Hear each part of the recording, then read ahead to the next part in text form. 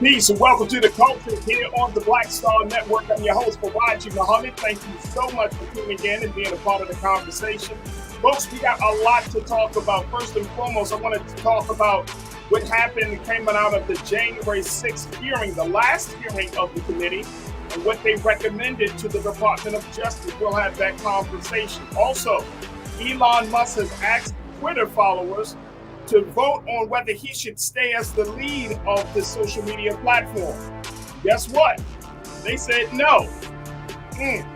We'll see what happens next. We'll have that conversation.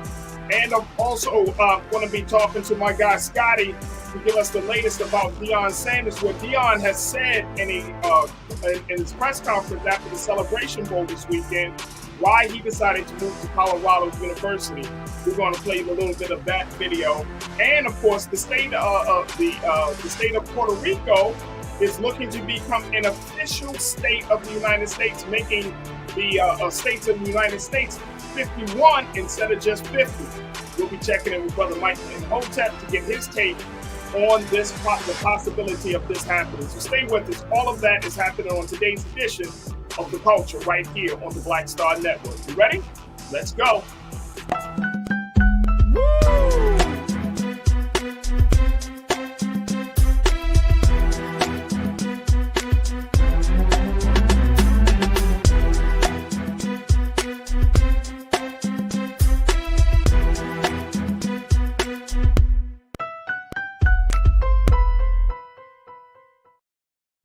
Folks, welcome to The Culture here on the Black Star Network. I'm your host, Faraji Muhammad. Thank you so much for tuning in and being a part of the conversation. I am very, very excited about today's show as we got some great discussions for you lined up. Make sure y'all join us in our chat because we want you to be a part of the online culture crew where you can be a part of the conversation just as much as I'm having it with folks. I want to have the conversation with you. So get ready. In a few moments, we'll point out a couple of highlight some of the comments and the thoughts that many of you have about these topics that we got presented for you. And let me share this with you folks. The topics that we got today are hot topics.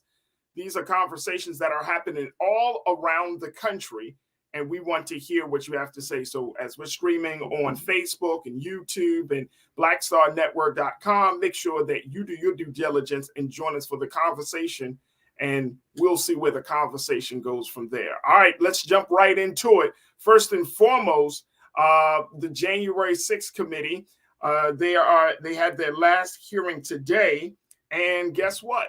It's not without excitement. Yep, folks, let me tell you. The January 6th committee has decided to recommend that former President Donald Trump be prosecuted by the Department of Justice. Let me just share with you a little bit about what the committee had to say and what the reports are around the situation. Take a look at this here, folks. This is coming from the wrap-up work with a roadmap to justice for Trump. Now, while criminal referral is mostly symbolic with the Justice Department ultimately deciding whether to prosecute Trump or others, it is a decisive end to a probe that had an almost singular focus from the start. Chairman Benny Thomas, the Democrat out of Mississippi, said Trump, quote, broke the faith that people have when they cast ballots in a democracy. He lost the 2020 election and knew it, Thompson said, but he chose to try to stay in office through a multi-part scheme to overturn the results and block the transfer of power. Yeah, folks. He also, the chairman also said that the criminal justice system can provide accountability, adding, we have every confidence that the work of this committee will help provide a roadmap to justice. And then Wyoming Representative Liz Cheney, the panel's Republican vice chairwoman, said in an opening remarks that every president in American history has defended the orderly transfer of power except one, Trump. Yep. It's official, folks. They have urged Trump prosecution with a criminal referral. I wanted to get your take on this, folks, and get your thoughts on this. Make sure y'all join us in the conversation as you post your comments in our chats. But this takes the discussion to a whole new level, folks. a whole new level. And I want to we're going to play for you in a moment the video of what was said, how everything was, just a little excerpt of today's hearing. But while we're doing that, let's make sure that we get your take on this. Do you think that this was a good move? Do you think that it was necessary for the January 6th committee to refer former President Donald Trump to the Department of Justice to be prosecuted? Do you think this was necessary? Do you think this was the right move? This was the right thing to do? Or should it not have been done? Now, as we mentioned before, there has been already 9 hearings. This was the wrap-up hearing, and we can expect to have a final report before the end of this month. That's what their timeline is. But the question becomes, does this lead to a criminal prosecution of the former president for his involvement?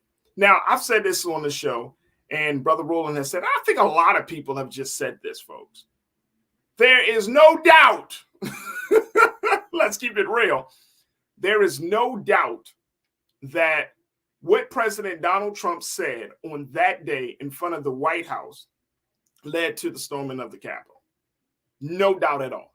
No doubt. It's just a matter of proving it and in all of its intricacies. It's a matter of trying to make sure that you can connect the dots for people, that because of what the president said, it led to this, it led to that.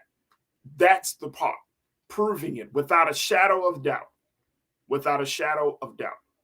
All right, let me go to you as our online culture crew, hear what you got to say. Folks, continue to post your comments in our chat, and we will do our best to try to highlight all of you. Very quickly, let's go to Shalinda kicking us off this afternoon. Shalinda, you said Rico charged. Here we come. Marilyn Garlick, do your J-O-B. Do your job, Mr. Garland. All right, Shalinda, I hear you. I hear you. Rico charges. Yes. Let's talk about let's get something from DeAndre. DeAndre checked in. Shalinda, thank you so much, sis. My guy, DeAndre, you say recommend is the key word, though. Let's see what happens after this. I actually think this new wave of anti-Trump Republicans want him out the way to push their current agenda, faces, and candidates. Hey, yo, DeAndre, I think so, too. I think so, too. I think they're getting a little tired of, he cost them some major elections in big states from the November elections. And people have cost people elections all the time, but you cost elections, you're draining the money from the GOP because some of this stuff is coming out of the coffers of the GOP. So you're draining money, you're costing elections, you pushing $99 trading cards. You don't come across as being a legitimate candidate. You don't come across as being one who was in the office before.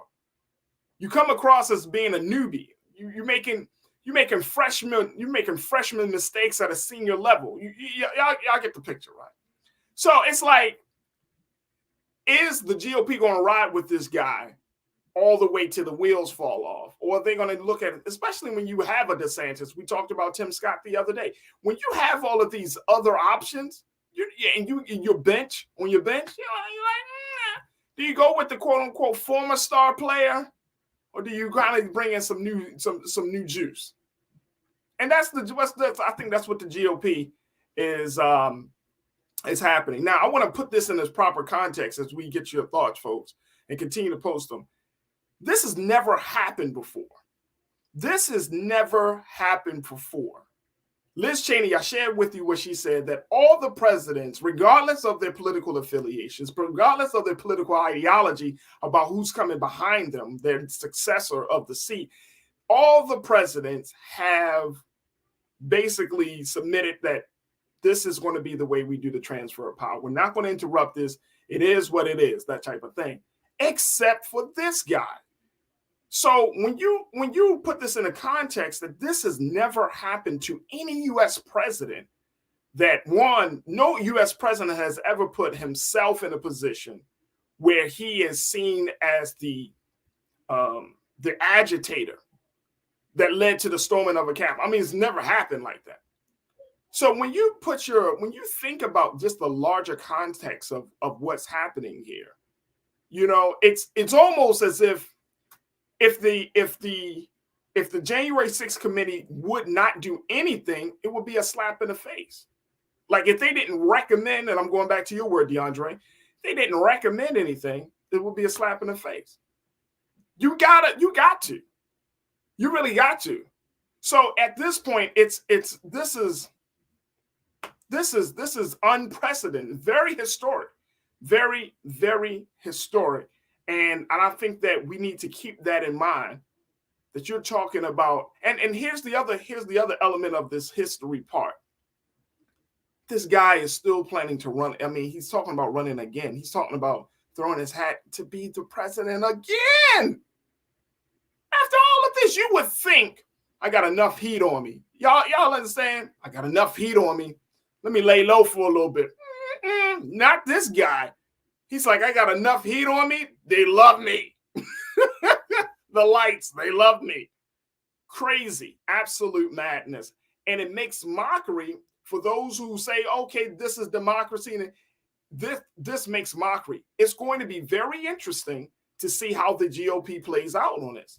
Are they going to side with the Democrats, quote unquote, or with this committee, quote unquote, to say, you know what, we need to prosecute this guy? Or are we going to see the voices, the likes of Ted Cruz and Marjorie Taylor Greene and all of them start to, oh, well, this is un-American. This is going to be interesting. Let's go back to a couple of more of your thoughts. Let's first take a quick pause. When we come forward, we're going to go back to a couple of more of your thoughts. I see my sister Corinna, who did an excellent job coming on the show last week. We're going to have to bring her into the conversation. And so many of you know your worth. You're definitely going to, you definitely said something to us that I think that is very poignant and succinct. So we're going to get your thoughts as well. So stay with us. It's a lot to talk about as we continue the conversation about the January 6th committee here on The Culture, right here on the Black Star Network.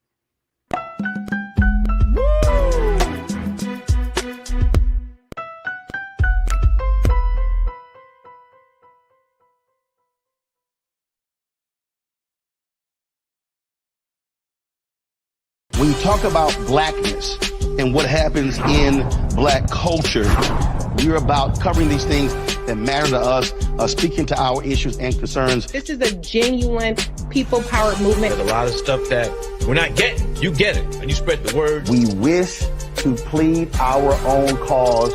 Too long have others spoken for us. We cannot tell our own story if we can't pay for it. This is about covering us. Invest in black-owned media. Your dollars matter. We don't have to keep asking them to cover our stuff. So please support us in what we do, folks. We want to hit 2,000 people, $50 this month, raise $100,000. We're behind 100,000, so we want to hit that. Y'all money makes this possible. Checks and money orders go to P.O. Box 57196, Washington, D.C. 20036-0196. The Cash App is $RM Unfiltered. PayPal is R Martin Unfiltered. Venmo is RM Unfiltered. Zelle is roland@rolandsmartin.com.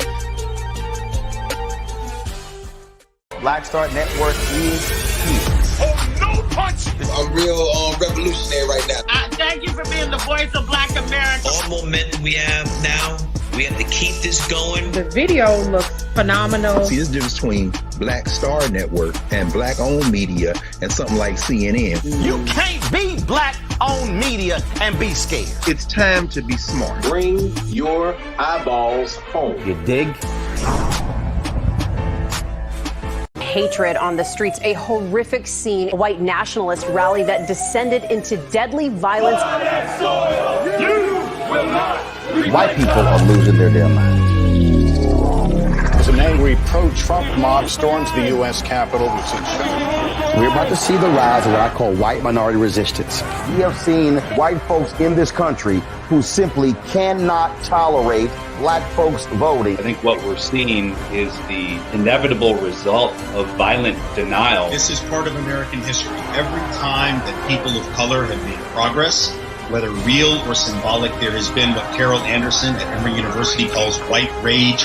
as a backlash. This is the rise of the Proud Boys and the Boogaloo Boys. America, there's going to be more of this. Here's all the Proud Boys, guys. This country is getting increasingly racist in its behaviors and its attitudes because of the fear of white people. The fear that they're taking our jobs, they're taking our resources, they're taking our women. This is white fear.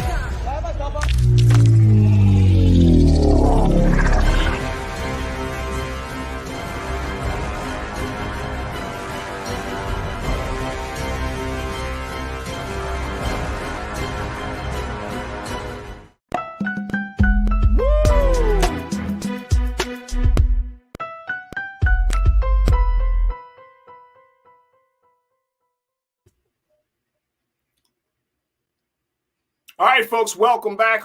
We've been talking about the latest coming out of Washington, D.C. with the January 6th committee hearing, where they have took the unprecedented and historic step of recommending former President Donald Trump to be prosecuted for a criminal investigation for his involvement, his extensive involvement in the January 6th storming of the Capitol. This is, like I mentioned, historic, unprecedented for any U.S. president to find himself in. And unlike any other U.S. president, this one president was trying to do his best to disrupt the transfer of power. And many say that he undermined democracy. And so since we are at this place, folks, you know, I expected the J6 committee, and I'm taking your word, Corinna, J6, I expected the J6 committee to make a move like this. If they didn't, I mean, I already knew they did because Liz Cheney was, y'all know, Representative Liz Cheney was going to make this move happen anyway or not. But the point is, they had to. They had to. You cannot talk about checks and balances in a system, and then when one of the biggest breaches, one of the major aberrations of the system happens, no one's there to hold people accountable or put the check back in balance. You got to. You got to. All right, let's go back to here where folks saying, Corinna, you checked in and said, look, now we have to see what the special counsel appointed will do with the J6 committee's recommendation. I agree. I think, DeAndre, you said it earlier in this last segment. You talked about, like, you don't think that they're going to be riding with Trump this quite as much this go around, especially with all of this other stuff looming over the former president. I agree. So I don't think that the special counsel is going to try to hold off on this and all of that. I don't think the DOJ is going to try to hold off on it. I think that in order for this to happen, or in order for America to kind of get some stability back in this uncertain space that we find ourselves in, you got to deal with the Trump situation. I'm going to call it the Trump factor, right? You got to deal with the Trump factor in order for this country to get a sense that justice will be served. No one's above the law. You got to address the Trump factor to bring some order. Now, here's the other thing. Politically, it may not be the best, in the sense of you still have very loyal Trump followers out there who may respond in kind. They may respond with the next election. They may respond in violence. But guess what? Deal with that too. I remember when President Biden said, he said, you think you going up against the, never forget. I never heard this flex from the president. He flexed and it's like, this is the United States of America. We will shut you down. We have helicopter, what he said, how he said, he basically made the point that we have machinery, we have artillery, we have the equipment to go to war with you. Speaking to Trump supporters, thinking you're going to come up in here with some little, we will.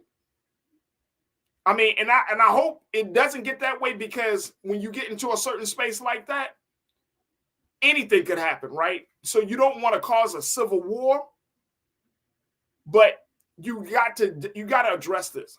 You got to address this. And this is beyond just political party, obviously. This is talking about order. This is talking about potential anarchy. You got a man in Trump who has literally talked about disobeying, oh, forget the Constitution. We need to just throw that out the window. So if you are calling for there to be violence, anarchy, disorder, chaos, and confusion, you are a problem. You are a real problem. All right, let's go back to what folks got to say. Sean Ryan, you checked in and said, look, we had it better with Trump, though, didn't have to pay an extra $120 for groceries and $5 a gallon of gas. I don't know I don't know where your gas is at or what city you in, Sean, but in LA, gas has actually gone down a lot. And guess what? Well, look. This is understanding that the market is volatile. The market goes up and down. It's not just about the president. First thing, the president doesn't set the gas prices. The president, it's about the marketplace, right? It's about the supply, demand. It's about, a lot of other economic factors. Yes, some people might say, well, if certain presidents were in office, we wouldn't have this problem. We wouldn't have this problem. We might have had a new and much bigger problem. So we can't go back and forth and say, if Trump was in office, we wouldn't be at war with Russia. Okay. We probably would not be at war with Russia, but something else could have happened. We could say, oh, inflation wouldn't have happened. Well, I don't know. We can't, because that's dictated by a different set of factors. So I wouldn't jump to say if Trump was, because I think that, one, Sean, that speaks to not understanding how the system really works, how the market works, how you have all of these different components of this system that play off of each other. It's not just about one man, one person sitting in the seat and then everything goes according to plan. Because let's keep it real.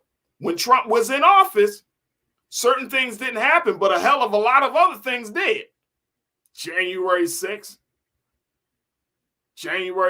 okay? When we saw that rash of police shootings, and even during Trump's period in office, did that stop, or did he make an attempt to quell the violence there? Did he not bomb protesters, both black and white, that were in Washington, D.C. to walk across the street from the White House to the church so that he could do a photo op? Did that not happen? Is that not problematic that you're bombing peaceful protesters? Come on. We're comparing like apples and oranges in my case, in my view. All right, let's go to Ming Lee, Natasha Surge. You said it's like Trump is one of the untouchables or something. All this evidence stacked up against him and nothing happens. Facts. Hey, Ming Lee, I said that from the beginning. I don't understand it, bro. I don't understand it. But I do understand it because when you have an alliances and you have allegiances, and when you get in a little something here and getting a little something there, it creates this type of dynamic, right? Where the person who's at the center of it really don't get held accountable, really is not punished. And so that's what we're seeing. Good point. DeAndre, see, you said facts, the show looks good on paper, but what actual truths will be told? What actual justice will be served? What are the consequences either way? There's pros and cons to everything, but facts are facts. Right. So the man couldn't do a transfer of power. And I'm going back to what Sean Ryan pointed out. He could not accept losing an election. Therefore, he wants to disrupt the whole situation. He wants to come across as a sore loser. He can't get it. He's not accepting this fact. He puts out a lie, right? A lie that the election was a fraud. He's harassing people. Y'all remember from that testimony from the J6 committee of those two black women, the one that was the poll worker down in Georgia, caused her life to be a living hell. Is that what you want, Sean? Is that what people who just volunteered their time for us to exercise our quote unquote right to go to the polls And because a joker don't like the fact that he lost, it's okay. Yeah, we'll keep him in office. But you're going to make her life a living hell. Please. And it's just simple. It's about the fact that this guy constantly is under scrutiny. And I'm going back to what Ming Lee said. And nobody wants to hold him accountable. You're not above the law, bro. You're not above the law, Trump. You're not above the law. All right, let's go to one more comment. Then we got to take our next pause. But Tiana, you checked in and said they were going to raise prices anyway. The corporations took advantage of the pandemic. Come on, let's talk about that for a moment, quick moment. Exactly. We acting like, oh man, these are. How about the PPP loans that were given to major companies that was initially for small businesses? That happened under Trump. Was that fair? No. How about schools and other institutions that already have large endowments getting PPP loans? Individuals. Go down, look. You could go to, look, remember when the government when they talked about Biden giving back money for student loans, you had Marjorie Taylor Greene and other Republicans talking about, oh my gosh, the government should not be helping people and to this extent. But then when you look at their records, they got millions of dollars in PPP loans to get their businesses and their other individual efforts out of the dirt. That happened under Trump. Should we not say anything? Come on. Corporations are reaping rich while the people are in a public health pandemic, a public health crisis. We talking about, well, inflation shouldn't happen. But the corporations are setting the prices for a lot of this stuff to happen. Right? The people, the constituents, you and me, we got to get masked up. We're told not to go this place and that place. We're talking about all these precautions. But then these companies are just, while we are trying to stay healthy and well, they reaping rich. Please. There needs to be a disruption in all of that madness because it's not fair, nor is it right, nor is it good for the American people, especially Black folks in this country, especially marginalized communities, poor whites, Latinos, the Native Americans, the Asian Americans. Everybody is catching it. And we're supposed to care about a corporation or other entity because they can't get a tax credit or they can't get the benefits. Please. All right, look, we're going to take a quick pause. When we come forward, we're going to switch gears. Let's talk, when we're talking about having these conversations, well, where do you have them? We have them on social media. Well, it looks like one social media company on Twitter is under scrutiny because its latest leader has put himself there. We'll talk about it. We'll check in with Shireen Mitchell, who is our tech analyst, and give us some insight around this Twitter poll that says Musk must go. Stay with us. That conversation is up next here on The Culture on the Black Star Network.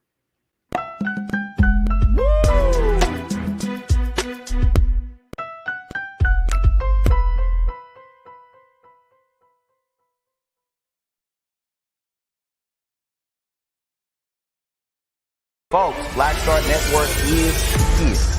Oh, no punches! I'm real revolutionary right now. Support this man, Black Media. He makes sure that our stories are told. Thank you for being the voice of Black America, Roland. Hey, Black, I love y'all. All momentum we have now, we have to keep this going. The video looks phenomenal. See, this difference between Black Star Network and Black-owned media and something like CNN. You can't be Black-owned media and be scared. It's time to be smart. Bring your eyeballs home.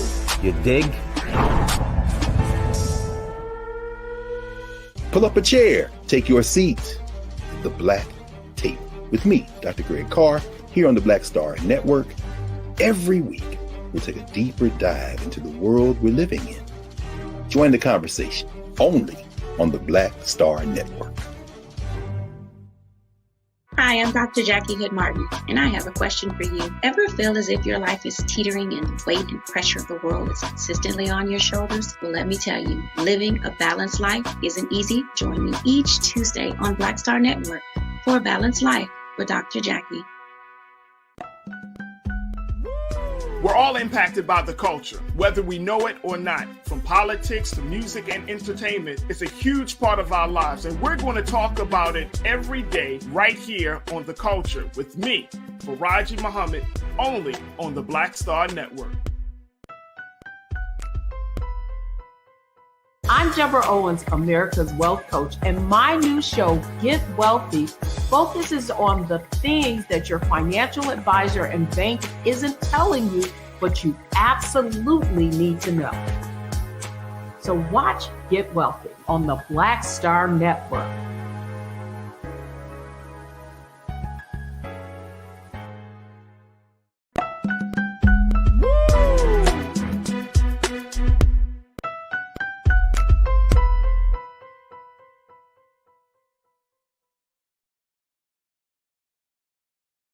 All right, folks, welcome back.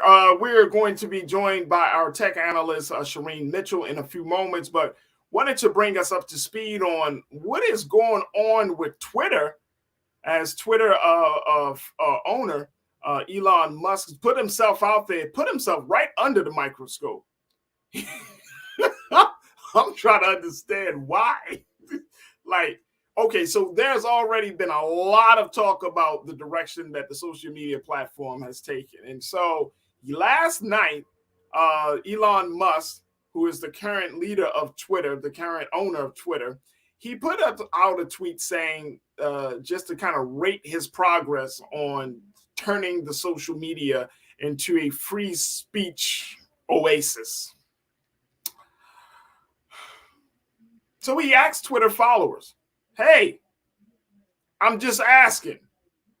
Let me know if you think I should stay as the leader of Twitter or if I should go. Let me share with you what the Twitter users had to say on this subject. 17 million. Excuse me. Take a look at this here, folks. This is the latest. Musk said he would abide by the results of the unscientific poll, which began Sunday evening and concluded with 57.5% voting yes, go, 42.5% voting no, stay. Yeah. So according to the poll results, Mr. Musk, you must go. Question is, will he abide by his own poll and his own users? Let's check in with tech analyst Shireen Mitchell to give us her take on this situation. Shireen, good afternoon. How are you feeling this afternoon? I'm doing good. You know he ain't going nowhere. Let's be honest. Can I ask you a question, Shireen? Yeah. Why would he ask such a question? Because he's expecting to get the public opinion in a way that makes him feel good. And he thought that no matter what happened, no matter what he was doing on the platform, that his followers, the sycophants would say, would win over the number. And now he realizes that that's not true. I honestly believe, really, really in my heart, that booing that happened while he was at Dave Chappelle's show has not left his soul. He is still trying to figure out a way to make it look like that, the people around him are just telling him how great he is and that the rest of the world believes he's great too, when that's not true. And he's learning that, his behavior is just not an acceptable behavior for the rest of us. And he does think that what he's doing is somehow this sort of like neutral ground while being extremely harmful and not realizing who he's harming. And I don't think, in truth, he cares. I just think he cares about who thinks he's doing a good job. And that poll was an example of people saying, you're not doing a good job. So we'll see what happens. You said that poll was an example of people saying, 17 million followers, million votes were cast. Voters. 17 million voters. 17 million people and 57% still told you no. That's not like, 12 people or 100 people in your circle, right? You got millions of people. This is very similar to someone who's a politician who who ends up losing the vote, and they're looking at those numbers to see how much they lost by. That's this example. That means millions of people said no to you. And that if he was a politician, he would just. I'm sorry. Go ahead, Shireen. No, I'm just saying that's a completely different energy. If you're out here walking around thinking that people love you and like everything you're doing is amazing and your stuff don't stink, and you get like millions of people going, "Nah, son, we don't like you. We don't like what you're doing." He doesn't he does not understand the difference, which is very clear, between his technical quote unquote know-how and his social prowess. Those two things are not the same. You're not a genius for either of those two things, because you need to be able to manage both. So what you just said to the rest of the world, I claim to be a genius, but I really don't know how people tick. But I'm going to work and own a social platform where people exist and know how to make it work. I mean, it's crazy. Look at this, folks. Here's I can't stop laughing. I'm like, bro, why did you talked your way out the job? Part of me is there's a little part of me, there's a little conspiracy theorist in me, Shireen, that's like, did you want an opening? Did you just, are you finding that you can't take this job as, you know, your skin is real thin on this job, sir. So you just need an out. I think that there's like a combination of things that's probably going on there. Like right. He really, like he knows the sentiment he's getting from people probably on site and how problematic that is. I mean, think about he banned journalists and then he had to bring them back, but he didn't bring them all back, right? Lynette Lopez is one of the women of color journalists that has not been brought back. He's picking and choosing, and he's not realizing that in that picking and choosing, people are realizing you keep saying that you want this thing to be fair, you want this to be balanced. Nothing you're doing is fair and balanced. So how do you think that comes off when your care and concern about you and your family is a priority in comparison to everyone else on this app? Do you know how many people have been doxxed on this app? Do you know how many times people have asked for things to be taken down on this app and none of it has happened? And he could just willy-nilly cut off spaces, cut off journalists, cut off free speech in whatever manner that he feels like because he's the CEO while he screams free speech absolutionists? Yeah. None of that is anything close to a balanced view of even operating this company. But he also thought that he could do all of that and not have any federal interference or any other rules or laws that he had to follow. Anyone who thinks like that is not really the businessman that we are anticipating operates in America the way American laws are supposed to operate. Can we be fair about that? Absolutely. That's a great point. Great point.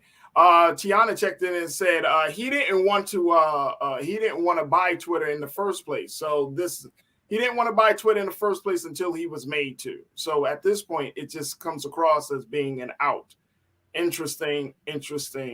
No, I don't disagree with her too much. Like when the first kind of back and forth happened, he was forced into it because he was about to lose money if he walked away from it because he agreed to a contract. So there's a technical reality to that. Like financially, he was going to lose. I think he's losing way more now than he did before, even trying to take over this company. But even his lawyers were saying, hey, like you don't he had to see the reality of the statements that he was making. I don't think he actually talked to his lawyers before he decided to even try to purchase this and even go into the contract in the first place. Again, not huge business acumen to me if that's like you didn't really want to buy it, but you got forced into it. That's business savvy. That's genius making. Help me understand that because that doesn't make sense to me. Absolutely.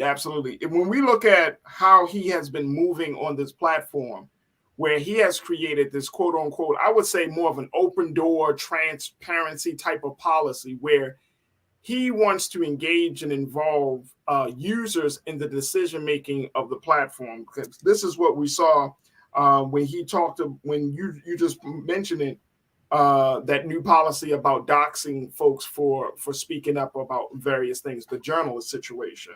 That policy was deleted less than 24 hours after its introduction. Elon also said going forward that he would poll Twitter users to let them decide on policy changes. I'm wondering, for the social media space, that could be way like problematic. It can be gamed. It's really, actually, I think there's a report that came out. I'm forgetting the article, but the person who led Trust and Safety said that the polling process can be gamed in any way. Wow. If you aren't participating in getting rid of the fake accounts, and you're okay with the fake accounts following you because it makes you feel like you're being retweeted and your comments are important in the context, that same gamification can be used in the polling process. So when he says, I'm going to use the polling process, I find it really funny because he's trying to make it look like that this is a democratic process. This is not democratic. Anyone can come up with an account. And I keep reminding people, way back in 2016, when the Russian interference happened, one Russian troll controlled 500 accounts. Wow. So if that was the case back in 2016, we may have gotten some removed and some mitigated. But can we just be fair about, like, is that truthful in the context of the polling? That's really important in this context, because people, and I'm sure he believes this, by the way. I'm sure other people believe that no matter what happens with this poll, he's at least getting the real conversation. But honestly, him as well as Agent Orange 45, Trump, before he got off the app, he had like about 80% of his accounts were fake or manufactured. So, you know, Elon Musk is not that far away from about 70%. It might be lower. So the polling process that he's looking for is that he's looking for answers that he already has planned in his head. Like when he did the poll for Agent Orange 45, he was already planning to bring him back on. He said it already. Wow. He wanted to make it look like, oh, this is just, you know, the public is also agreeing with me. That is not the case. That's not how this works. And the manipulation of even the narrative of that is also problematic, in my opinion. Absolutely. Shireen, we just to hold on just for a few moments longer. We got to take a quick pause. When we come forward, we're going to continue the conversation, continue to take your thoughts about Twitter, as this new poll shows that Elon Musk must go. What's your take on that situation? Stay with us. That conversation continues up next here on The Culture on the Black Star Network.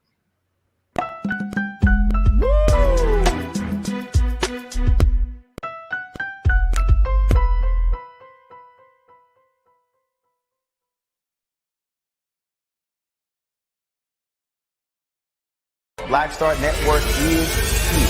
Oh, no punch! I'm real revolutionary right now.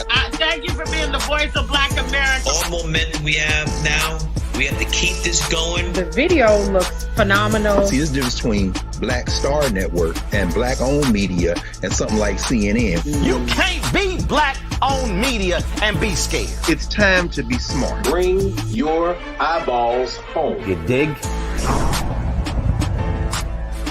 When you talk about blackness and what happens in black culture, we're about covering these things that matter to us, speaking to our issues and concerns. This is a genuine people-powered movement. There's a lot of stuff that we're not getting. You get it, and you spread the word. We wish to plead our own cause. Too long have others spoken for us. We cannot tell our own story if we can't pay for it. This is about covering us. Invest in black-owned media. Your dollars matter. We don't have to keep asking them to cover our stuff. So please support us in what we do, folks. We want to hit 2,000 people, $50 this month, raise $100,000. We're behind 100,000, so we want to hit that. Y'all money makes this possible.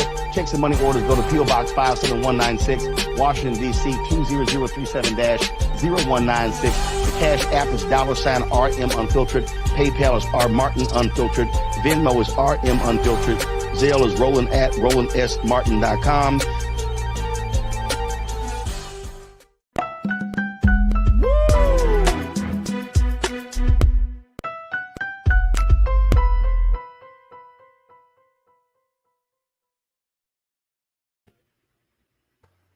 All right, folks, welcome back.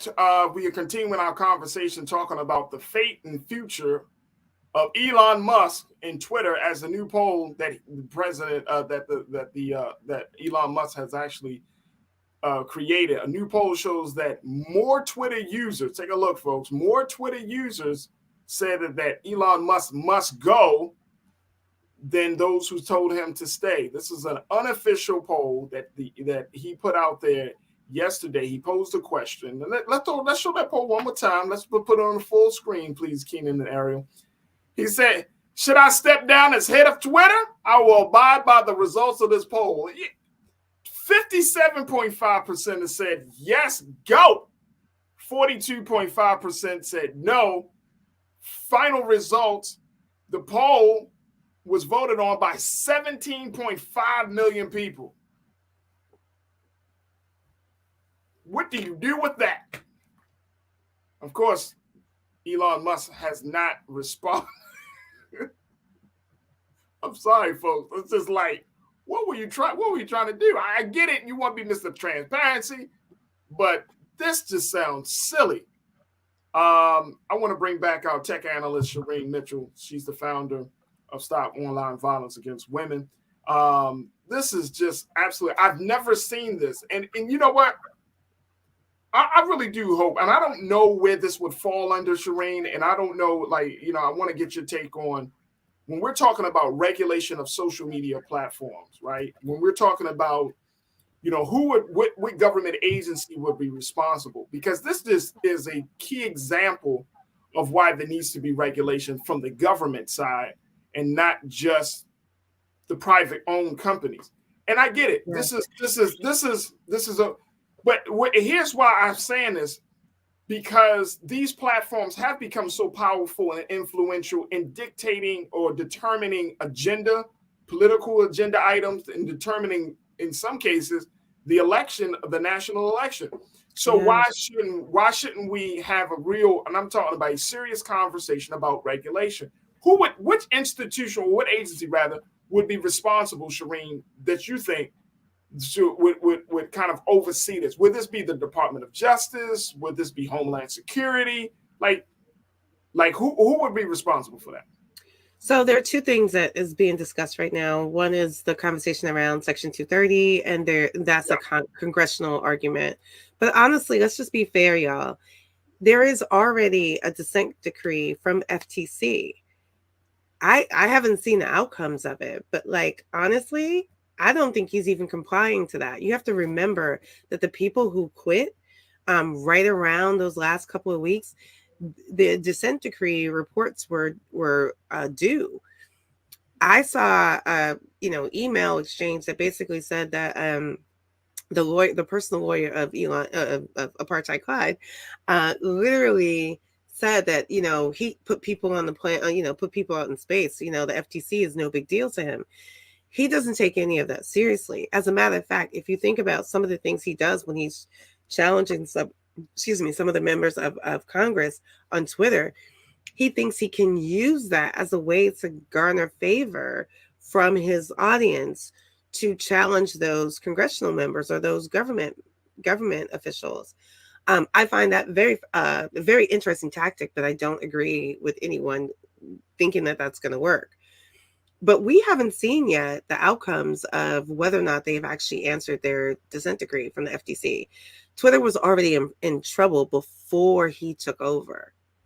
I think that's the part that people forget. Yeah, that's true. And that's a very serious offense. So the FTC is literally where it sits. And I just think it's fascinating that people think that private businesses would not have to answer to any of these agencies. That's not true. And it's like a citizen wouldn't have to answer to government. Yes, exactly. It's like, wait a minute, hold up. If you don't pay your taxes, if you do something illegal, the government comes in and responds. And so the concept that he said, well, I'm going to take Twitter private. Here's one of the things I learned about this back and forth that I think is really important that people don't realize. Remember, he was saying he was trying to make Twitter profitable.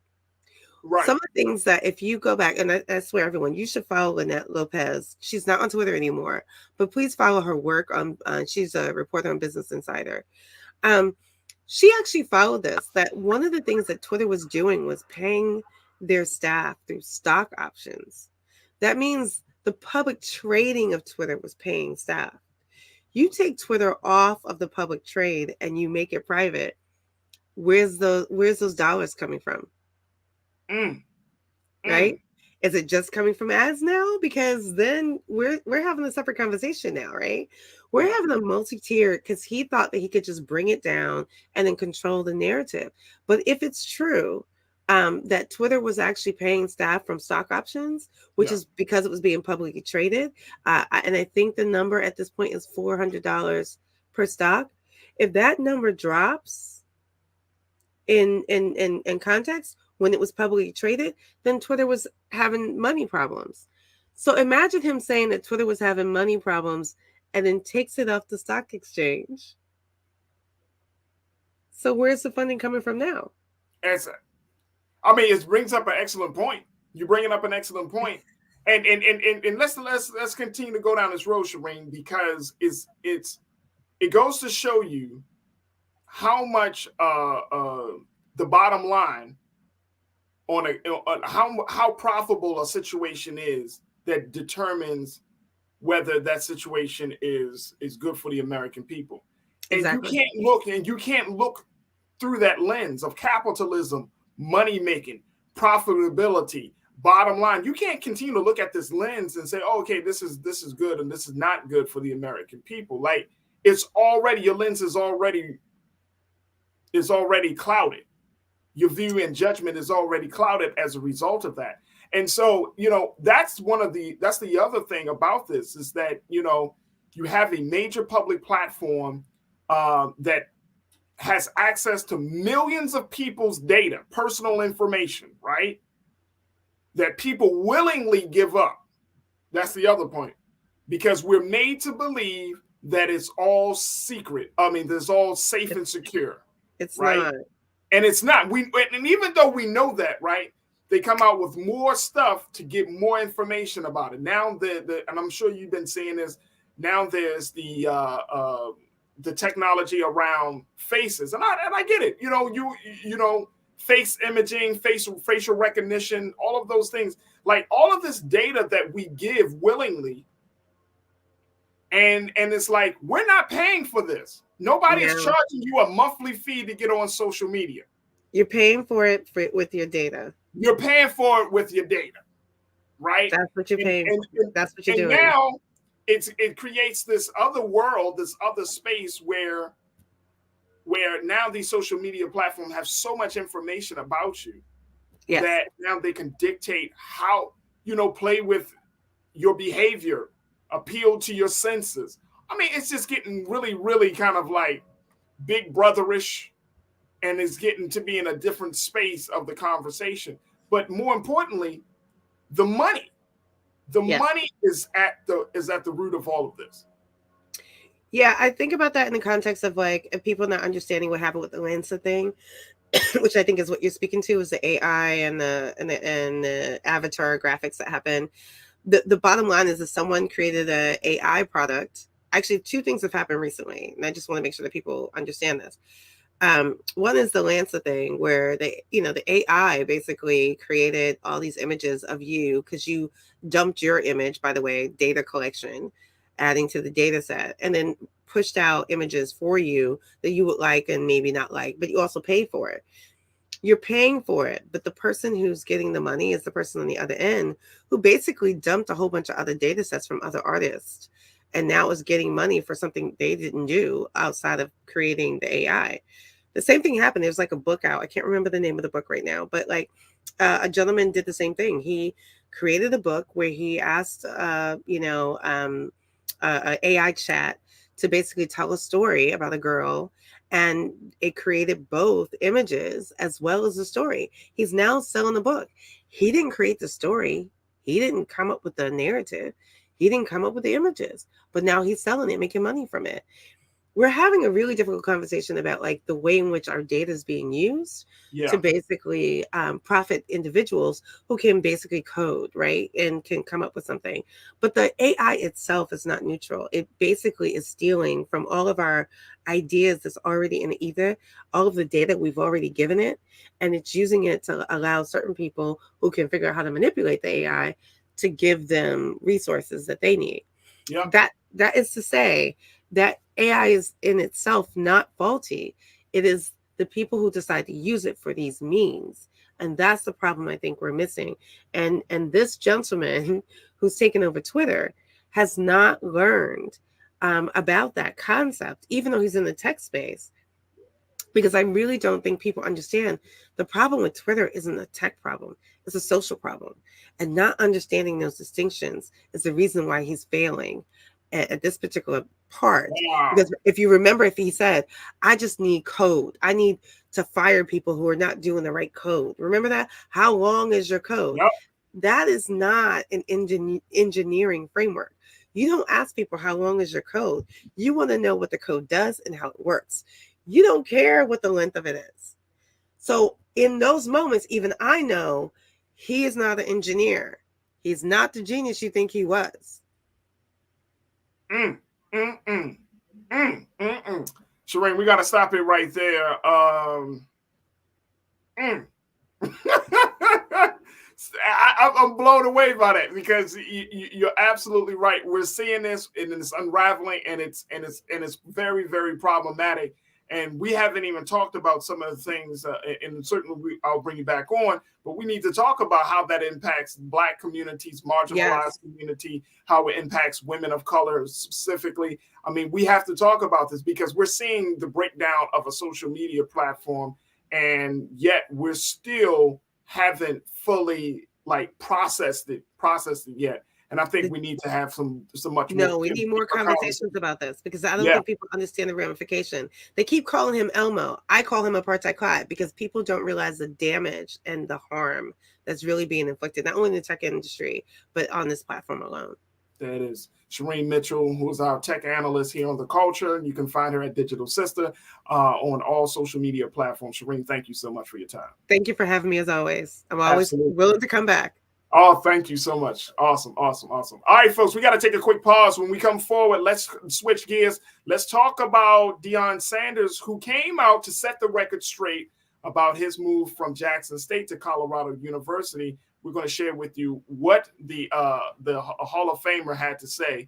And also, we're going to have a conversation about Puerto Rico wanting to become the 51st state of the United States. Stay with us. The Culture is coming up next here on the Black Star Network.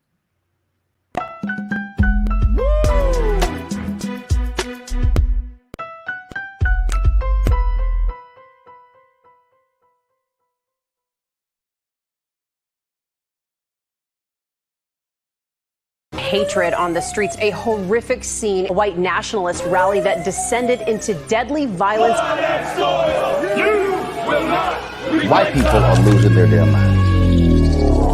As an angry pro-Trump mob storms the U.S. Capitol, we're about to see the rise of what I call white minority resistance. We have seen white folks in this country who simply cannot tolerate Black folks voting. I think what we're seeing is the inevitable result of violent denial. This is part of American history. Every time that people of color have made progress, whether real or symbolic, there has been what Carol Anderson at Emory University calls white rage as a backlash. This is the rise of the Proud Boys and the Boogaloo Boys. America, there's going to be more of this. Here's all the Proud Boys, guys. This country is getting increasingly racist in its behaviors and its attitudes because of the fear of white people. The fear that they're taking our jobs, they're taking our resources, they're taking our women. This is white fear.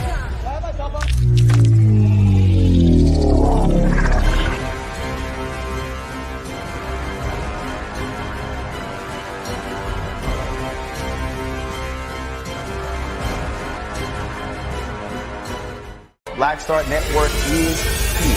Oh, no punch! I'm real revolutionary right now. Thank you for being the voice of Black America. All momentum we have now, we have to keep this going. The video looks phenomenal. See, this difference between Black Star Network and black-owned media and something like CNN. You can't be black-owned media and be scared. It's time to be smart. Bring your eyeballs home. You dig?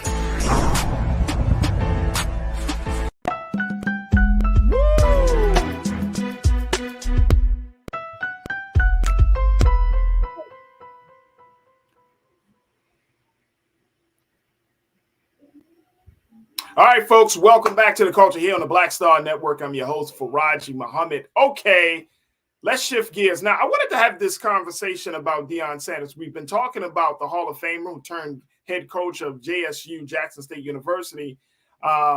We've been talking about him for the past few weeks because of the impact that he was able to make in just that 2 year time, 3 years time, about 2 years time that he was with the university in Jackson State and in Mississippi.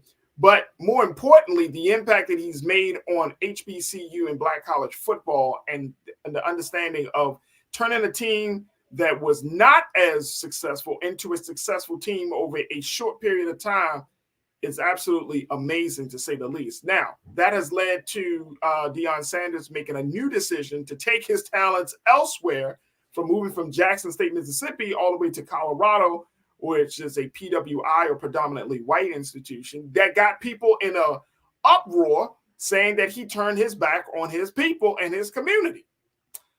Let me bring my guy Scotty, who's host of and the founder of Offscript TV that you can find on IG, and get his take on this. Because Scotty, thank you so much for being a part of the conversation. We got Scotty on. Let's bring Scotty in. But I wanted to play something that I saw over this weekend because, and if you haven't had a chance, folks, Black Star Network, Brother Roland was down for the great Celebration Bowl that they had and this past weekend. And Coach Deion Sanders, Coach Prime, was the coach for the team. He had said this before when he made his announcement that he was moving to Colorado, that he would continue to coach the team during the Celebration Bowl. This is what he said. Then I want to get Scotty's take on it, and I want to hear from you folks of my online culture crew. Check us out what Coach Prime had to say.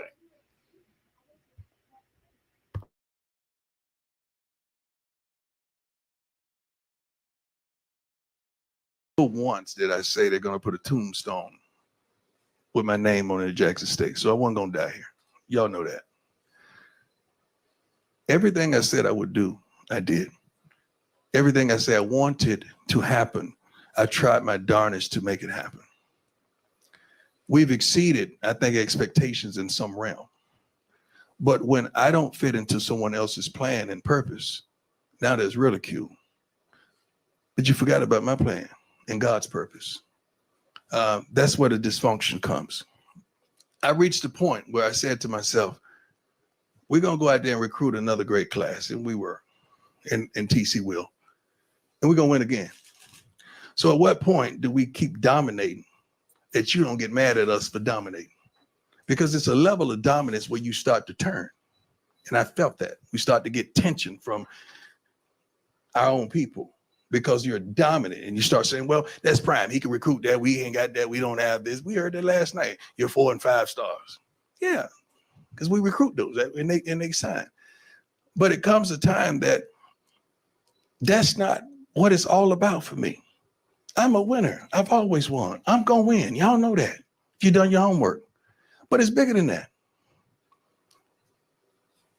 It's about increasing enrollment. It's about the safety of students. It's about going to the next level, not just in football. I would love to go to another conference. Is the rest of the school ready? Is the baseball team ready? Is the basketball teams ready? Or just the football team? So you make it just about football, and it's not just about football to me. It's about our trainers and kids that the fire alarms may go off and not being turned off at 3:15 in the morning. It's about people that may not have the proper safety on a campus that they should. I'm not just talking about Jackson State. I'm talking about everywhere. So the things that I want to accomplish, I can't do it by just being the darn football coach and winning games. I can't do it. And I reached a point where I had a real conversation with the Lord. Now, it's funny how you believe the Lord when he said to come here, but you don't believe me when I tell you the Lord may tell me to do otherwise. It's like my God is talking to you about me. I don't think he works like that. But it's so much more that I can't do because that's not my occupation. I'm a football coach and a darn good one. And name one thing in football that we haven't accomplished that I said we would. But it's bigger than that. And until we address these underlying issues that nobody wants to talk about, ain't nothing gonna change. Football, yes. But what else is gonna change? And I'm a change agent. That's what it's all about to me.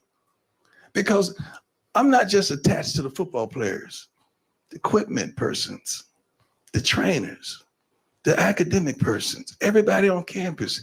When we leave, you're going to find out what all we did. Because they don't really talk about the positivity until we go. You'll find out what all we did for Jackson State and all we wanted to do for Jackson State. I just pray to God that in all that, get some understanding on change and where change really starts. And it does not start in the football department. So I thought it was good. That was a moment, wasn't it? Yeah, Coach. Thank you, Sam, for clapping me up.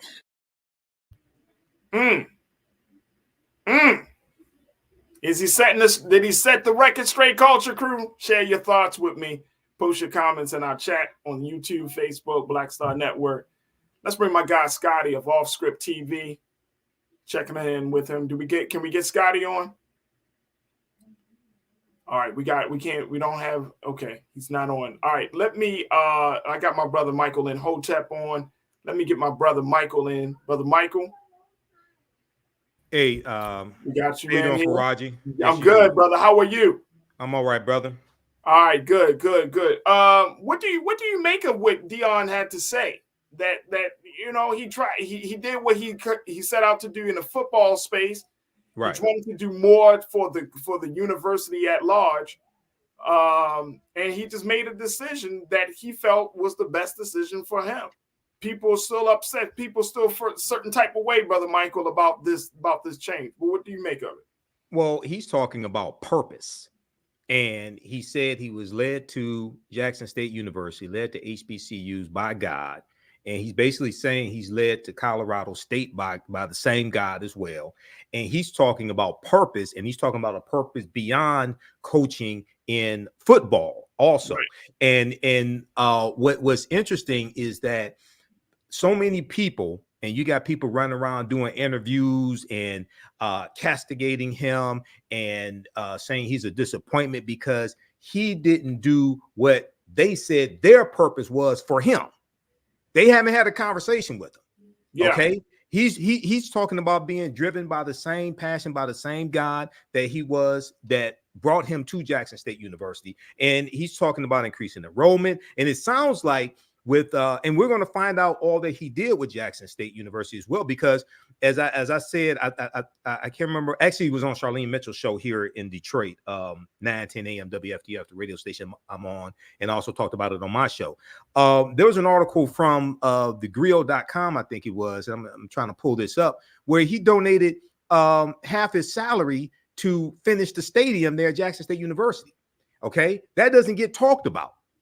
All right, so is much more to Dion than football, and people are trying to just keep him in this little box, and he's saying he's much more than that, and the impact that he's going to have, the impact that he's had on Jackson State University and the impact that he will have on Colorado is much more than football as well. So people are trying to project their own shortcomings onto him. Talking about purpose, let's bring my guy Scotty Off Script TV on. Hey, Scotty. What's goody? Hey, how you doing, brother? I'm doing well.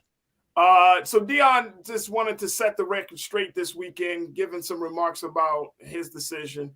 What do you make of it, Scotty? Listen, once again, I never blame somebody for doing better for them or trying to upgrade in what their profession is. He's been at the highest of heights as a player.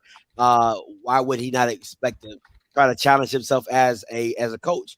The thing about donating his salary to finish it, that's not true. Like, the narrative has been flipped, right? So the project was already done. What Dion added his money to was to things that he wanted added, and that the workforce, that they would add more workforce to get it done faster. So that's really what he added his money to. It wasn't that by August. I think it was like by August of 2022 to get it done by that time. Exactly. Yeah. It was he wanted to start the season with, the player, the renovations being done towards the Walter Payton Center, so that his players could go in to have the players lounge. And it's nice. Don't get me wrong. I've seen it. It's nice inside, but people like to kind of, change the narratives a little bit. And then you get all this prime, as we call them in the space, primettes, who are prime. But you're like, you haven't been on the ground, or you haven't talked to the people on the day-to-day at the HBCUs who say, like, don't get me wrong, they're grateful for Prime, but there's a lot of things that Prime did not do that he gets a lot of credit for that it had nothing to do with him.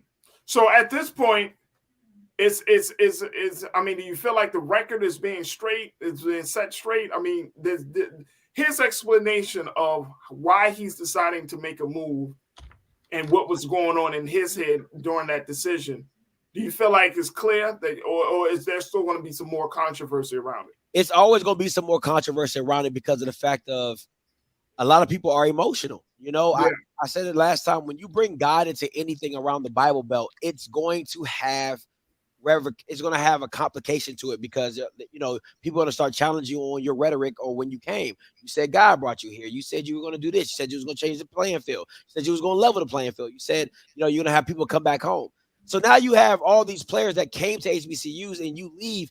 Now all the players you brought that were supposed to level the playing field, that was supposed to change the game, they're leaving with you to go to Colorado. So now Jack State is back into the deficit that it was when you first got there. So how does that make sense?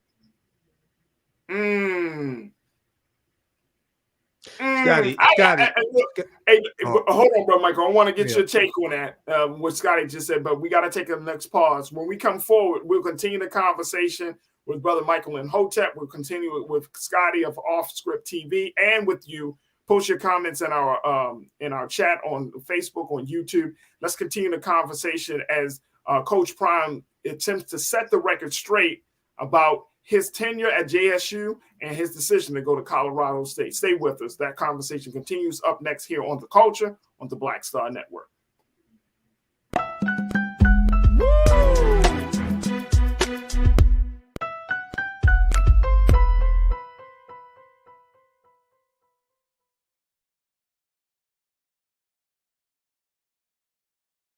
Pull up a chair, take your seat. The Black Tape with me, Dr. Greg Carr, here on the Black Star Network.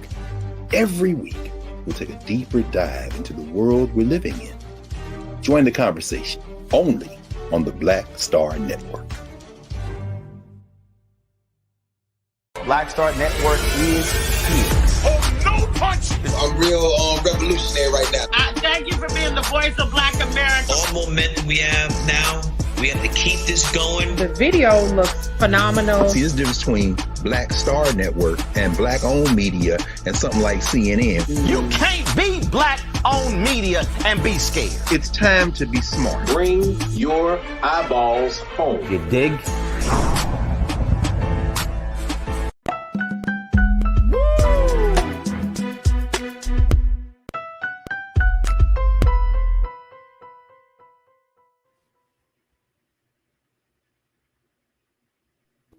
Folks, we've been talking about Coach Prime, Deion Sanders, about some of the remarks that he made at the end of the Celebration Bowl this weekend, where he attempted to set the record straight as to why he decided to make the big move from Jackson State to Colorado State, where a lot of people feel like Coach Prime has turned their back on them. And Scotty, host of Off Script TV on IG, you can check him out.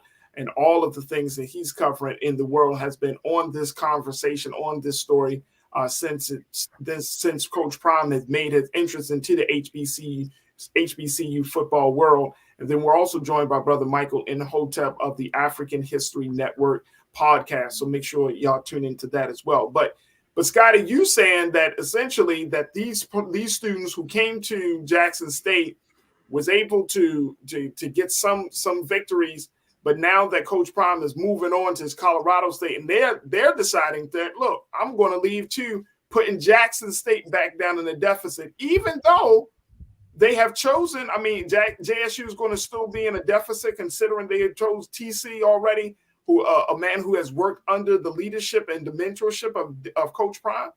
Man, listen, this is the beauty. It's like sad, but it's funny to me because when everything was going down and you had people like, oh, these kids are choosing Jackson State because of the culture, and I kept preaching on my channel, they're there for Prime. Mm-hmm. Travis Hunter was not there. Listen, I agree with what Deion said when he brought Travis Hunter, said, you know, if you come here, you would change the culture, you'll change the narrative, which he did. For that month, everything was about that. But who's in the transfer portal? Travis Hunter. Who also is in the transfer portal? Kevin Coleman, who's also his own son, Shiloh. I mean, I can go. There's 30 kids in the transfer portal as of right now that he has some ties to bring into Jackson State. So I asked everybody who's watching this, was it for the coach or was it for the culture? That's the question, because the narrative Deion was pushing was that these kids need to come back home to Jackson State, to HBCUs, so that they can change the culture. Well, if you done took the players and you take them to the PWI, what culture they changing up at Colorado? Well, let me ask you this though, Scotty and Michael. Should we even put that type of expectation on college football players? I mean, in the big scheme of things, right? Like, you're playing college football, right? These guys, for them, and Scotty, you can tell me if I'm wrong or not, but they are trying to put themselves in the best position to be a part of the NFL or to go pro, right? Yeah, that's what I'm assuming that's it. But then now it's like, and I think this is just across the board, not just with college football, but I think this is with any sport on a collegiate level. You're trying to figure out what's the best way for me to get to the big times. What's the best way for me to get to the pro? Should we even, Brother Michael, have a conversation about, hey, do this for our people, do this for the culture? I mean, seriously. I'm just saying, because at the end of the day, they're wanting to be football players. We're not talking about people that want to be scholars and researchers and professors. Right. They want to play professional football, man. They didn't go to JSU to play for prime time because they wanted the PhD. they went there basically because they want to become pro. I feel like we're conflating a lot of different things here, Scotty. We are. Like, yeah, I think a lot of people are. Yeah, I think a lot of people are. So I can understand them wanting to leave JSU to follow Deion Sanders to Colorado State University because they want to follow a winner. And that was their coach. Right. So I could totally understand that. But what I think Deion is done, and this is what I was trying to get to before Scotty. The break, and the question I want to ask Scotty is that, do you think Deion Sanders has laid a blueprint for success for the next coach and a blueprint for other HBCUs to follow and coaches at HBCUs to follow? Because I see this as something bigger than just one person. Right. Okay.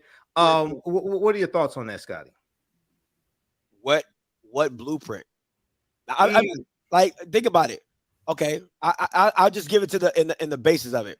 Right. Okay, we need an NFL Hall of Famer who's a black icon, who, because this is a one of one. Deion's a one of one. There's no other Deion Sanders. So you need a black icon, NFL Hall of Famer who has the pizzazz as Deion, who has the marketing guru, who's never stepped foot at Harvard, but they should have a Harvard class of marketing given to Deion Sanders. I just don't know where you find somebody else like that, because Deion was bigger than Jackson State. Right? The only person you can probably go to is a Ray Lewis, an Ed Reed. But if you go there, there's still no guarantee. Deion was never a guarantee. Ray Lewis would not be a guarantee. Ed Reed would not be a guarantee of what they would bring to that institution or what success they would bring. Because I don't care how much you love Deion Sanders. If he didn't win, there wouldn't even be a topic. This wouldn't even be a conversation. But at the end of the day, Deion Sanders is always going to be Deion Sanders. So it wouldn't have been. It's a win-win for him, right? If I go to Jackson State and I turn it around and I get to coach my son and we do big things, that's great. If I go down there and I fail, he still walks away as Deion Sanders. But what is Jackson State left holding the bag on? The same situation they are now. Maybe it's Scotty. It's Scotty. And I'm glad, Brother Michael, you posed that question because now it's I have a follow-up to it. All right, cool. So here's the thing, though. If that's the case, then Jackson State needs to have a plan. Absolutely. Absolutely. And the plan, listen, I posed the question to you guys. Who's the head coach of North Dakota State? I don't know. But they win. Right. They are a national powerhouse, not because they have Deion Sanders or Ray Lewis coaching there. It's because they are the flagship of that state, but they have a great football program. They recruit. You know what I'm saying? I can do the same thing about UIW. I can do the same thing about Sanford. I can do the same thing about all these FCS programs that win and don't have a big name guy at that institution. So what my blueprint is get a solid coach that can recruit and go beat some people in football that actually matter. Because if you go back, what was Deion Sanders' highlight win? Beating a 5-6 Campbell? You had the #1 recruiting class for 2 years straight. You never played any of the big boys. And then when you get in the MEAC, the Celebration Bowl, you get your butt whooped twice. So what? I mean, I just... What he did was he brought a lot of attention to JSU, brought attention to a lot of people who don't follow HBCU football. And this is what I'm saying. So it may not be. It has to be somebody who can coach and somebody with a football background. They probably played in the NFL. They don't have to be as big of a name as Deion Sanders. But one of the things that really made him successful is media, but especially social media. I'm not successful on the field, but garnering attention is media, but also social media. Okay, because clips of him in the locker room talking to his team, inspiring his team, things like this, interacting with parents, things like this. This gets into social media, which draws more attention to Jackson State University. So it's a whole marketing plan behind this that I think other HBCU coaches can learn from. They may not have a big name like Deion, as big of a name, I should say, as Deion. They may not have the flair, because the flair goes back to when he was playing, football and baseball at the same time. Okay.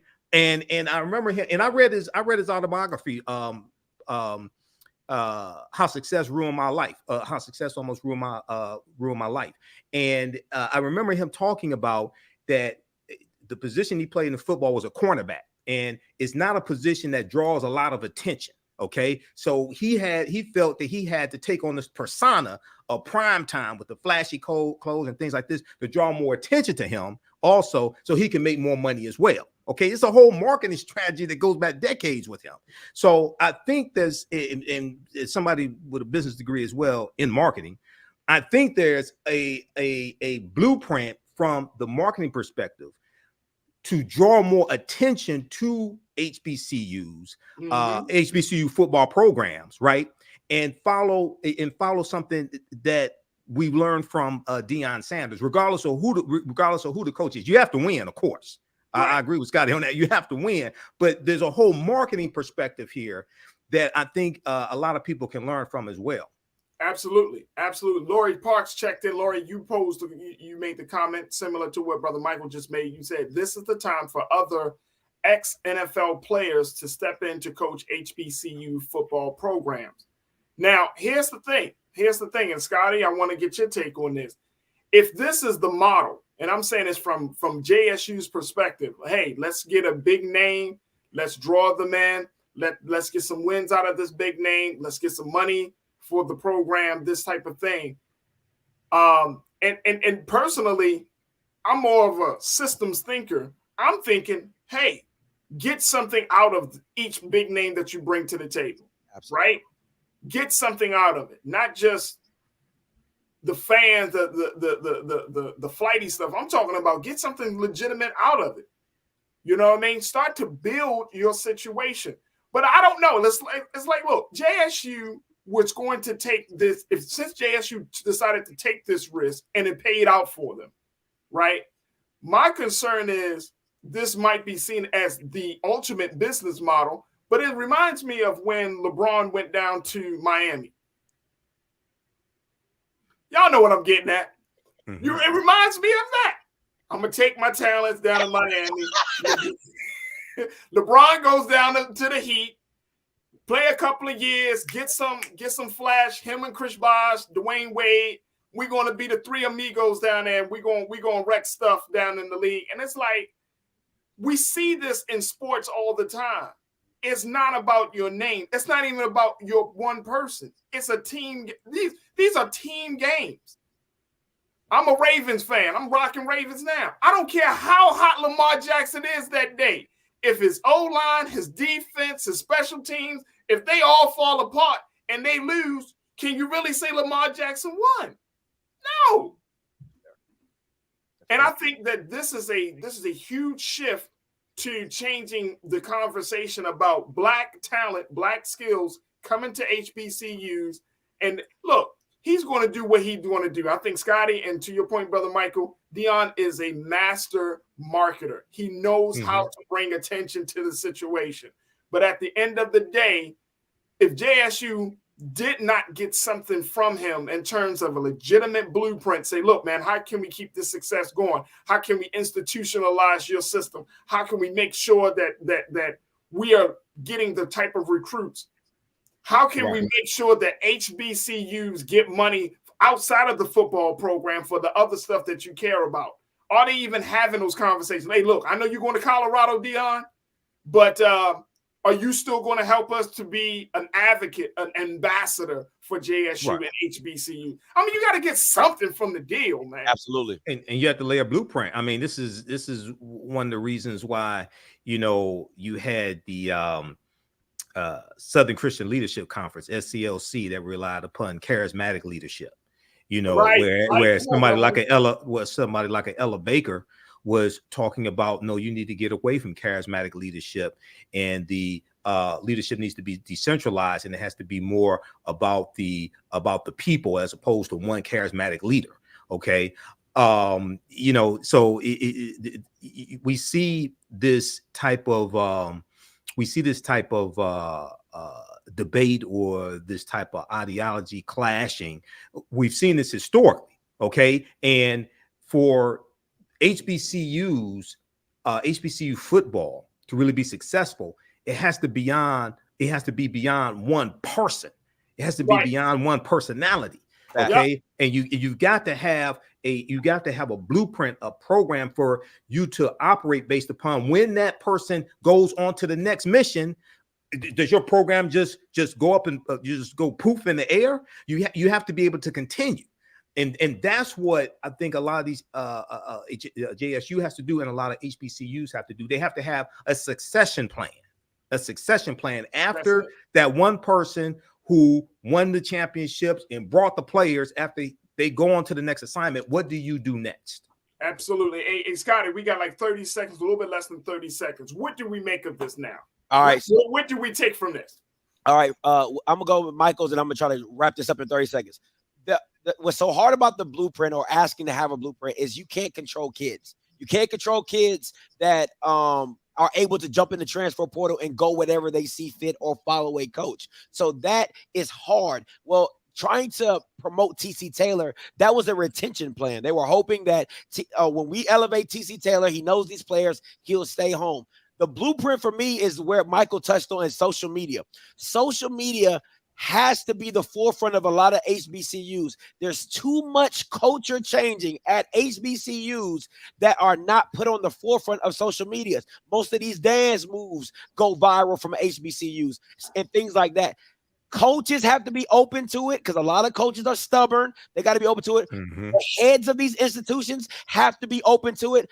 And the ADs and SIDs have to use the workforce on campus to use towards their social media, i.e. the kids that are going in your class that are doing social media every single day should also be running it, have oversight what they should be running it. I shouldn't have a 40-year-old man or 50-year-old man as an SID or AD trying to do TikTok. That don't even make sense. So it's little things like that that needs to be put in place, but social media needs to be huge. The accepting of social media needs to be huge, and more media presence by these black head coaches. You're a different culture. Be different. Stop trying to be PWI. Stop trying to do that. That's not your lane. If you talk a little trash at conferences and things like that, be yourself. And that will come off as natural, and that will be more impactful to people. There it is. My guy, Scotty, host of Off Script TV on IG. Scotty, thank you so much, brother, for being our sports analyst here on The Culture. Truly appreciate you. Appreciate you. Absolutely. All right, folks, we got to take a quick pause. When we come forward, let's talk about the fate of Puerto Rico as they're looking to become the 51st state. We check in with Michael Imhotep to get his take on this. Stay with us. It's The Culture here on the Black Star Network.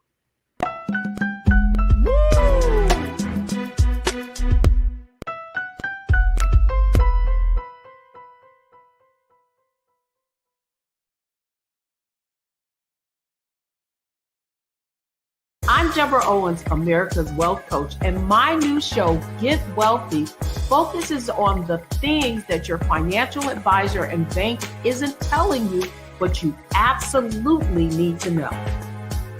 So watch Get Wealthy on the Black Star Network.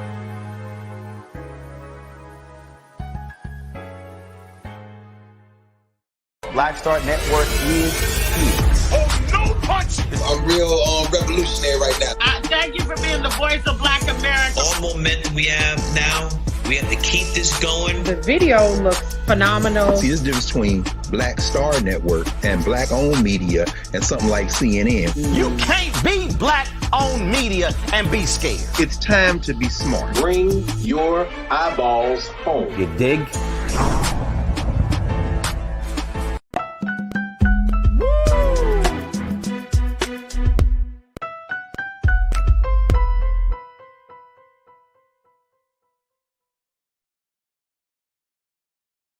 All right, folks, for our final conversation today on The Culture, we wanted to talk about the possibility of Puerto Rico possibly becoming the 51st state of the United States of America. Let me share with you what the vote has been coming out of the House of Representatives. Take a look at this, folks, that they passed the bill. The U.S. House passed the bill on Thursday of last week that would allow Puerto Rico to hold the first ever binding referendum on whether to become a state or gain some sort of independence in a last-ditch effort that stands little chance of passing the Senate. The bill, which passed 233 to 191 with some Republican support, would offer voters in the U.S. territory three options: statehood, independence, or independence with free association. According to Representative Paul Grijalva, of the Democrat out of Arizona, he said, "It is crucial to me that any proposal in Congress to decolonize Puerto Rico be informed and led by Puerto Ricans." He serves as the chairman of the House Natural Resources Committee, which oversees affairs in U.S. territories. It also was saying in that same piece, folks, that the proposal would commit Congress to accept Puerto Rico into the United States as the 51st state if voters on the island approved it. Voters also could choose outright independence or independence with free association, whose terms would be defined following negotiation over foreign affairs, U.S. citizenship, and use of the U.S. dollar. This has not been an easy fight. We still have work to do. Our quest to decolonize Puerto Rico is a civil rights issue. Man, there's the headline, folks, that the House approved this referendum to decolonize Puerto Rico and possibly making it the 51st state. Now it goes to the Senate. Brother Michael Imhotep, host of the African History Network podcast show. Let's talk about this. How significant is this, Brother Michael? Is this something that we need to really keep our eyes on? Yeah, I think this is very significant. We know that Puerto Rico became a territory of the United States in 1898 as a result of the Spanish-American War. And Puerto Rico was conquered by Christopher Columbus in 1493 on one of his voyages. He went on 4 voyages, and he conquered on behalf of the Spanish crown. So it was Spanish territory. We know they're setting up plantations, like sugarcane plantations, things like this into Puerto Rico, and they were importing Africans in, enslaving them into that land as well. So if now they are Puerto Ricans are U.S. citizens, but they can't vote in presidential elections. Okay, from their homeland, they can't vote in presidential elections, and so they don't have statehood. All right, they're not a independent country, and they don't have statehood. They are a territory of the United States. Okay, so they're in limbo. They're in limbo, and they're victims of colonialism by Spain and the U.S. All right. So if they became the 51st state, they would the way they vote, they lean more Democratic than Republican, generally speaking, and they would have 2 U.S. senators. Okay, they would have at least the population is 3.2 million. Okay, so they would have at least 1 seat in the House of Representatives. Okay. And they would have 2 U.S. senators. So that can make a huge difference when it comes to voting on bills and breaking a filibuster and changing the filibuster rules if Puerto Rico becomes the 51st state. Okay, so it's up to them how they vote. Is up to those who live on the island how they vote. But if they become the 51st state, this is a game changer. Okay, this is a game changer in getting bills passed and breaking the filibuster, but also this would come into play when you deal with the Electoral College as well, right? Because they would have at least 3 Electoral College votes associated with Puerto Rico. I'm not sure if they would have more than 1 seat in the House of Representatives, but they would have at least 1 seat in the House of Representatives. Okay, so you would have at least 3 Electoral College votes, because you take the number of seats in the House of Representatives a state has, and you add to that the number of U.S. senators a state has. Every state has 2 U.S. senators based upon the U.S. Constitution, so they would have at least 3 Electoral College votes. So this is huge right here.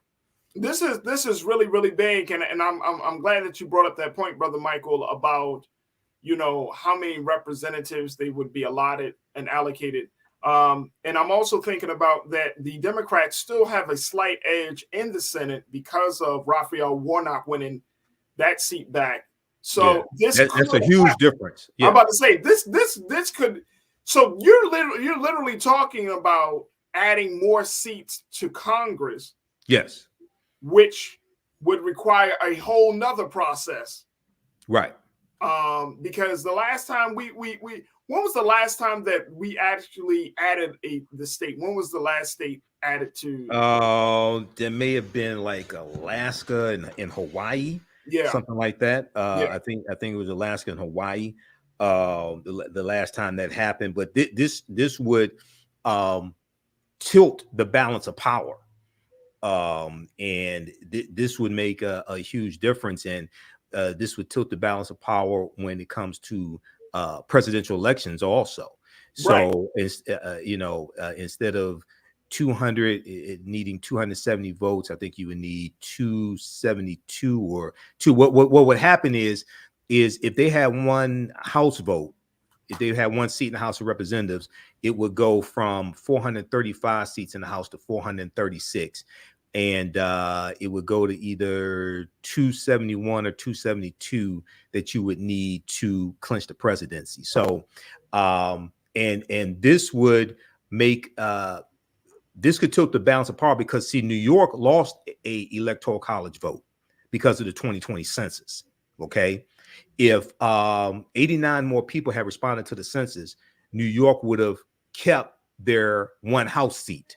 And they would not have lost Electoral College vote. Here in the state of Michigan, we lost an Electoral College vote, and we lost a House seat. So we went from 16 Electoral College votes down to 15, and we lost the we had a merger of like the 14th and 13th congressional district here. So we lost a house seat here in the state of Michigan as well. So this could really make a big difference, especially if you have a close presidential election, right, where you have where it's very close with the electoral college votes. Right.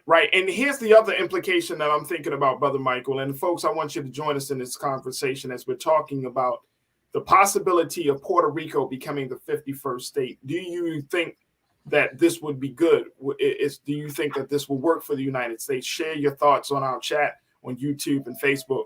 Here's what the thought that I was thinking, and I may be way off with this, but I'm just thinking that if you have Puerto Ricans, and we have to look at the numbers, because I don't know them off the top of my head, but if we looked at the numbers and found that Puerto Ricans are inclined to Republican policies versus Democratic policies, but it's Democrats who are pushing forward and making this happen.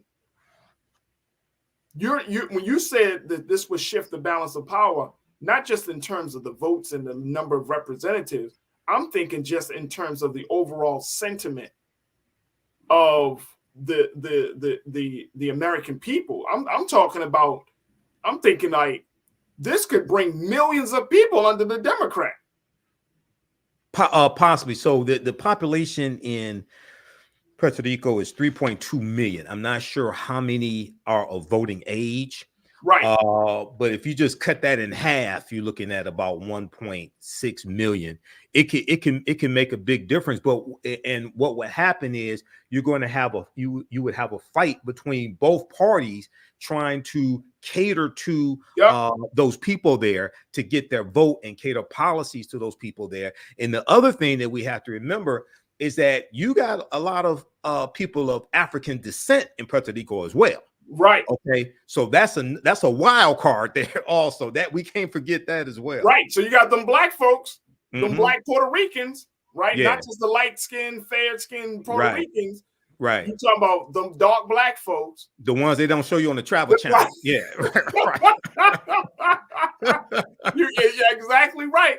Yeah. You got them black folks. I know you probably remember that. And I think he was Ilian Gonzalez. Remember that whole debacle? Yeah. Mm-hmm. You know what I'm saying? And that's when I really learned, Brother Michael, like, oh, they're light-skinned and they're dark-skinned Puerto Ricans. Like, oh, okay. Same thing with Cubans. They were Cubans and all of that. So it's like, but so, when you have that, I'm thinking about all of that. The implications, the ramifications of this could be huge, right? Right. But they got to go through that process of getting statehood and then being added. Right. And it has to be the Senate has to vote on this as well. So we'll see what happens in the Senate. Absolutely. This is going to be interesting, folks. So certainly we're going to do our best to keep our eyes on this situation. Brother Michael, we got a couple of moments left. Talk to us about your classes that you got for us. Well, actually, Wednesday, December 21st is going to be our last class of 2022, our last class session. We're going to do a special session of ancient Kemet, the Moors, and the Ma'afa, understanding the transatlantic slave trade, what they didn't teach you in school. So we're dealing with some of the history of the Moors and how the Moors lose power in Spain. And then we get into Christopher Columbus as well. So this is a good topic here, dealing with Puerto Rico in 1493. We're going to talk about that. And at the beginning of the class, we're going to talk some about the winter solstice and how the winter solstice is connected to Christmas. And we'll deal with some of the origins of Christmas also. So visit our website, theafricanhistorynetwork.com. We'll look at some of the pre-Christian origins of Christmas. Visit our website, theafricanhistorynetwork.com, and scroll down to the class, theafricanhistorynetwork.com. This class is on sale $60, regularly $130. Keep scrolling down. Past the Kwanzaa stuff. All right. And we do the sessions live. All the sessions are archived and recorded. You can go back and watch it anytime. Scroll right below that. You can go back and watch it anytime. So a year from now, 2 years from now, you can go back and watch the entire class. So next class is Wednesday, December 21st, 7 p.m. to 9 p.m. Eastern Standard Time. And we have a bundle pack of these classes. Also, you get both classes for only $100. That's over $260 value. I would say this information is PG-13, so you can use this with your youth as well. And we have a bundle pack of my lectures in digital download format. You get 15 of my lectures for only $50. That's African History Awakens the African Mind to Mental Death. It makes a great gift. Visit theafricanhistorynetwork.com, theafricanhistorynetwork.com. There it is, Brother Michael and Hotep. Always a pleasure, and thank you so much, brother. For thanks, Raji. Absolutely, absolutely. All right, folks. Happy holidays and happy Kwanzaa to everybody. Absolutely. Thank you so much, dear brother. Folks, that's going to do it for us today. I thank each and every one of you. I thank my fantastic guest, Shireen Mitchell, checking in. I thank my guy, Scotty. I thank Brother Michael and Hotep. And I want to thank all of you for tuning in. My online culture crew, continue to build, continue to have the conversations. Folks, this is what we're talking about. Make sure y'all go to Black Star Network, do your due diligence to support us, continue to support us as we are putting out the word, as we are talking about the conference, having the conversations, and most importantly, telling our story. Make sure you go to Black Star Network, support us financially and other ways, but we need your help to make this media a movement. Thank you so much for doing so. Thank you to my shout out to my big team. I want to thank all of them for doing a fantastic job for today's show. Also follow me on social media at The Real Faraji and Twitter. All this week, we're going to be having some dynamic guests and some great voices. And it's going to be a short week because of the holiday. So, on Friday, we will not be doing a live show, but for the rest of the week, we will be giving you live shows. So thank you so much for your support.